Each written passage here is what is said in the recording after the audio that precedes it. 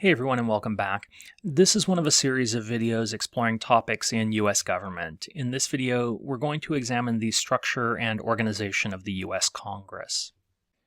Article 1 of the U.S. Constitution outlines the basic structure and powers of the Congress. Under Article 1, Section 1, all legislative powers herein granted shall be vested in a Congress of the United States, which shall consist of a Senate and House of Representatives. Congress thus has a bicameral structure being divided into two chambers, the House of Representatives and the Senate.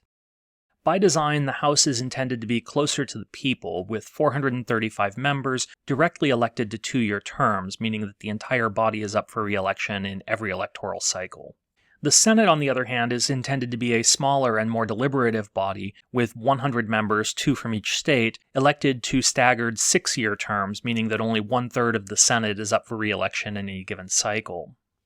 To facilitate the work of the body, each chamber of Congress is divided into committees and subcommittees. In general, congressional committees take one of several forms. Standing committees are the permanent bodies that perform the majority of the work in each Congress. Standing committees tend to be relatively specialized by subject matter. They and their numerous subcommittees consider bills, issues, and recommend measures for consideration by the House and Senate. They also conduct oversight to monitor federal agencies, programs, and activities in their jurisdictional area. Interestingly, the standing committee structure of the House and the Senate differ.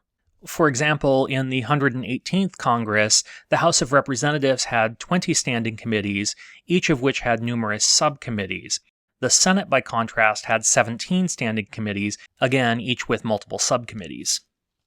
But even here, there are a couple important differences between the House and Senate standing committees. First, the larger size of the House tends to result in larger committee sizes, allowing for representation of a greater variety of interests and viewpoints in the committee debates, but also requiring more limiting rule sets to structure each debate. By contrast, the smaller size of the Senate generally leads to smaller committees, which often permit more intimate and detailed discussions. Also reflecting the larger size of the body, the House tends to have more committees with narrower jurisdictions, while the Senate tends to have fewer committees with broader jurisdictions. The structure and traditions of each chamber extend to the committee level as well. As a result, in the House, leadership roles in committees are often more influenced by party leadership and seniority. The majority party, in other words, tends to have more significant influence in committee processes. The Senate, on the other hand, while still influenced by party leadership and seniority, permits individual senators to wield more influence in committees, sometimes leading to more bipartisan efforts.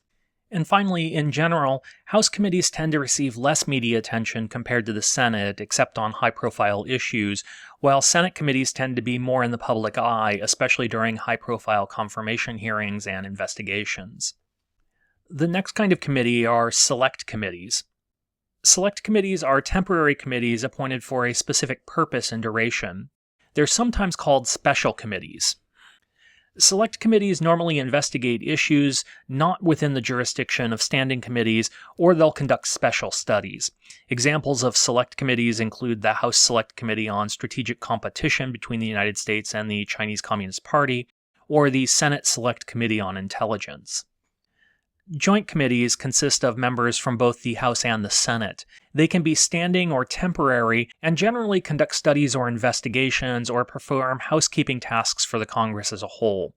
Examples of such committee include the Joint Committee on Printing, the Joint Committee on the Library of Congress, or the Joint Committee on Taxation. Finally, conference committees are temporary committees jointly formed by the House and the Senate to reconcile differences between competing versions of a bill. We explore the role of these committees in the legislative process in another video. Both the House and the Senate have their own leadership responsible for managing the day-to-day affairs of their respective chambers. In the House, leadership is provided by the Speaker of the House of Representatives, who is elected by the House to serve as the highest-ranking member and presiding officer of the body. Typically, this person is chosen from the majority party in the House, though this is not a formal requirement for the position. The Speaker is also second in line to the presidency behind the Vice President of the United States. Each party also elects its own leaders, referred to as the majority and minority leaders. The majority leader is second in command to the Speaker of the House and is the chief spokesperson for the majority party, while the minority leader is the head of the minority party and leads the party's opposition to the majority's agenda. Both leaders are instrumental in strategizing and organizing legislative priorities and in managing their party members. The majority and minority whips assist their respective leaders in managing the party's legislative programs on the House floor. They're responsible for mobilizing votes, communicating the party's position, and maintaining party discipline. Committee chairs, normally chosen by the majority party, oversee the day-to-day operations of their respective committees. Their position gives them considerable power over the legislative process, particularly in legislation that falls under the jurisdiction of their committees. While the opposition party does not hold committee chairs, the senior-most member of the minority party in each committee is referred to as the ranking member, and that position does come with a degree of reverence even if it holds little official power. Leadership in the Senate looks slightly different. Officially, the Vice President of the United States serves as the President of the Senate and is empowered to cast the tie-breaking vote should the body become deadlocked. But in practice, most vice presidents have limited day-to-day involvement in Senate affairs, and the leadership of the Senate is really provided by the president pro tempore, who presides over the Senate when the vice president is not in attendance. The president pro tempore is elected by the Senate as a whole and is typically a senior member of the majority party. However, that role is largely ceremonial, as real power in the Senate is wielded by the majority and minority leaders. The majority leader of the Senate is responsible for setting the Senate's agenda and guiding legislation through the body. The minority leader coordinates the opposition and leads the minority party in the chamber. Similar to the House, the Senate has majority and minority whips who ensure party discipline and manage voting strategies. And like the House, committee chairs control the agenda of their respective committees, while ranking members are the senior members of the minority party on each committee.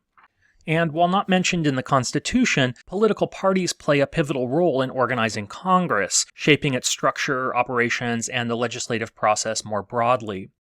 Political parties effectively determine key leadership positions at all levels.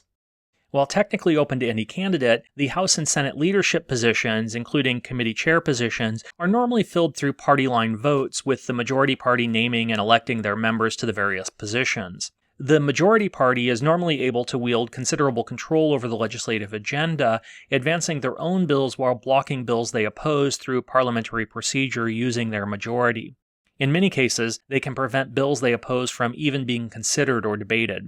The oversight and advice and consent processes have become more partisan, with each side more supportive of investigations into the activities of the other branches when the opposing party controls them.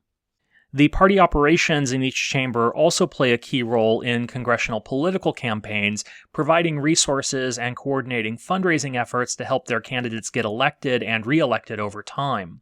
The legislative process is often used in support of political campaigns, passing messaging bills that serve strategic or symbolic purposes even while they have little chance of being enacted into law. Such bills can mobilize political supporters or energize the party's base, and can be used to frame messages or showcase the work of the party during the campaign season. Alternatively, they can also be used to force opponents to take difficult or politically unpopular positions that can then be used against them in attack ads during the campaign. Party caucus meetings are used to discuss policy positions, strategies, and maintain party cohesion through the legislative session. In many cases, decisions made in the party caucus are translated directly into decisions by the House or the Senate. And finally, and perhaps most importantly, the increasing partisanship of voting patterns is a direct reflection of the growing power of parties in Congress. Indeed, the impact of partisan polarization in Congress can be seen in the growing rates of party unity in each chamber, and there are a couple of different ways we can measure this. First, let's consider the party unity vote share. This essentially measures the percentage of votes on which the average representative or senator votes with their party. Since the early 1970s, the average representative and senator has increasingly voted with their party. In 1972, in the House, the average Democratic representative voted with their party about 58% of the time. By 2021, they were voting with their party 98% of the time. Over the same period, the average House Republican went from voting with their party 66% of the time to 97% of the time. And in the Senate between 1972 and 2021, the average Democratic senator went from voting with their party from 57% of the time to 97% of the time, while the average Republican senator was voting with their party 66% of the time in 1972, but 84% of the time in 2021. Alternatively, we can look at the percentage of the time that the majority of one party voted against the majority of the other party. That is, how often legislation passed in a partisan rather than bipartisan manner. Again, the trend is clear. In 1972, less than a third of votes in the House of Representatives were made along strict party lines, but by 2021, nearly two-thirds were. And over the same period of time in the Senate, the proportion of bills passed through party line votes increased from about one-third to nearly 80%. And over the same period of time, analysis by Pew Research shows that the two parties have become increasingly polarized ideologically, albeit at different rates, with the average Republican moving further to the right and the average Democrat moving to the left. Outside of parties and committees, legislative caucuses also help organize members of Congress who have specific interests.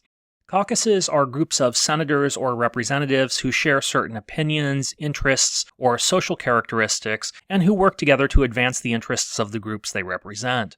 They usually have a relatively small number of members and operate less formally than committees and parties do, but nevertheless exercise considerable influence in shaping policy and fostering collaboration among members. While there are more than 100 separate caucuses, we can divide them into four broad categories. Ideological caucuses, like the Republican Study Committee or the Congressional Progressive Caucus, unite members around particular political ideologies within each party. Identity-based caucuses focus on issues related to certain demographic groups, such as the Congressional Black Caucus, the Congressional Hispanic Caucus, or the Congressional Asian Pacific American Caucus. Issue-based caucuses are formed around specific policy areas or interests. Examples include the Congressional Climate Solutions Caucus or the Congressional Cybersecurity Caucus. And constituency-based caucuses focus on issues affecting specific types of constituents, like the Rural Caucus or the Urban Caucus. Caucuses can be partisan or bipartisan, often depending upon the issues they address. For example, it's not surprising that the Pro-Life Caucus has only Republican members, while the Labor Caucus has only Democratic members. By contrast, the E-Commerce Caucus, the Parkinson's Disease Caucus, and the Taiwan Caucus are all bipartisan, reflecting the more general nature of the interest and the issues they consider. And finally, a variety of professional staff support the work of Congress and its members. Each member of Congress receives an allocation to pay for their own professional support staff, subject to specific rules and limits developed in each chamber. From these funds, members of Congress hire legislative assistants and aides who work directly with the member, assisting with legislative research, policy development, and constituent services. They also hire administrative staff like schedulers, office managers, and administrative assistants who manage the day-to-day operations of their congressional offices. And they hire staff in field offices, sometimes called district offices for members of the House of Representatives or state offices for senators. These field offices usually focus on outreach to help keep members connected to their home regions while in Washington, D.C. As part of that, they hire caseworkers based in field offices to help constituents navigate federal agencies and to address issues ranging from Social Security to immigration matters. At the congressional level, committee staff are assigned to support the work of congressional committees, including research, preparing reports, organizing hearings, and drafting legislation. In addition, the Clerk of the House and the Secretary of the Senate oversee legislative administration, maintain records and manage votes, and handle other procedural duties. And other specialized support staff are employed to address specific areas. For example, parliamentarians provide guidance on legislative rules and procedures to members of the Congress, while the Capitol Police are responsible for security within the Capitol area. And political parties and caucuses each have their own staff as well. Finally, a number of specialized offices and agencies exist, providing advice and testimony, written reports, and other services to support the work of Congress. The Congressional Research Service provides nonpartisan policy and legal analysis to committees and members of both the House and the Senate.